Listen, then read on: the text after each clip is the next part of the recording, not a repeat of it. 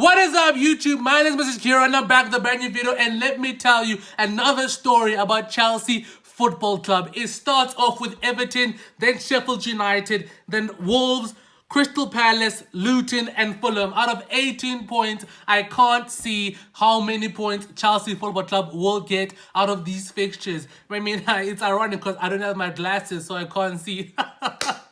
But this is no laughing matter. I mean, defeat away from home for Chelsea Football Club was not the ideal start to start off this arc of easy fixtures, quote unquote easy fixtures that we are facing now. I mean, that Everton result was the absolute picture perfect carbon copy of what happened against Brentford at home. I mean, 2-0, same score, and as well as same story. Low block, we can't penetrate it, they break, they score. I mean, that has been the story we have seen time and time again whenever we face a low block. But I will give you my predictions on how many points we can get out of these possible 18. And I will say it is not what people will want to hear, but this is the reality. We will not be getting 18 points when, of course, we just lost. But I don't see us winning the remainder of our games. The most I can see us getting are 10 points. And that is absolutely abysmal for the institution of Chelsea Football Club. But it isn't dismal when you look at the current squad that we have. I mean, frankly, whenever we lose a game, I always go to Twitter and see the outrage. But the thing that makes me laugh or giggle or sometimes even despair is the fact that people predicted we might lose against Everton, and of course we did lose. But then when those predictions become reality, they seem to be shocked. Now they seem to be calling for the manager to be sacked. They seem to be blaming players left, right, and center. And I'm here saying, boys, we predicted this. This Chelsea Football Club, the entire vision that we have is basically going into a dark room, blindfolded, and looking for a black cat. I mean, we are absolutely, we know it's there in the room. We just have to find it. But what are the odds of finding it? And that is what I want to ask you today. I mean, if you are a Chelsea fan or you aren't a Chelsea fan, it doesn't take a genius to understand what Todd Bowley and Bowley are trying to build here. It doesn't take a genius to do that. They are basically doing Football Manager FC, Potential FC. And what does that mean? Potential. Right now, this squad isn't good enough for top 4, but I believe with the guidance of Mauricio Pochettino, in my opinion, the best developmental coach behind Jurgen Klopp, I think he's the best.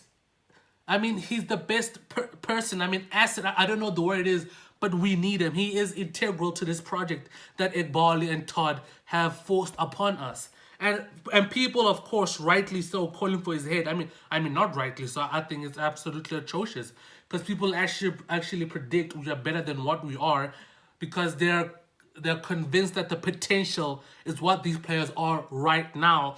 And I had this conversation with one of my friends on WhatsApp, and I'm saying, look at John McGinn. Look at basically any team from of course Liverpool, City, Spurs, Aston Villa.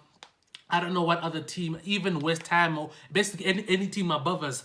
What advantage do they have above us? Not talent-wise, but frankly, experience and been there and seen it all. They have been there, but they haven't done it. And that's the problem with this Chelsea team.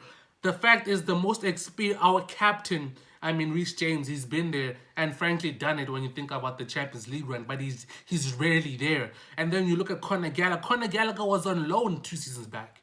I mean, of course, he has the Prem experience, and you see it in the intensity of his play. But Caicedo's only been here for 1 season at Brighton, I believe. Maybe even 2. Enzo Fernandez, this is his 2nd season in the Prem.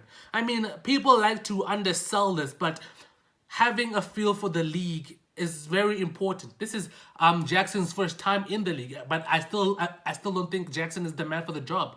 But when I look at the team right now, how they're performing right now, not talent, not potential, not whatever, I'm saying, guys, there isn't a midfielder that is above us that I don't think would start for us. I mean, there's so many pregnable positions in our team that you can say, okay, Yeah, Willian can play there. Okay, Andres Pereira can play there. Bermu can play there. McGinn can play here, and there. Pau Torres, Son Heung-min, of course. Udogi, whatever. Like, I don't want to go to the star players. I'm trying to look at the supporting cast, the background characters that are basically given the platform for the star players to shine. I mean, Højbjerg will walk into that midfield, in my opinion, because he has that bravado. He has that oomph right here and now. Right here and now. That's the thing I want you to listen from that sentence.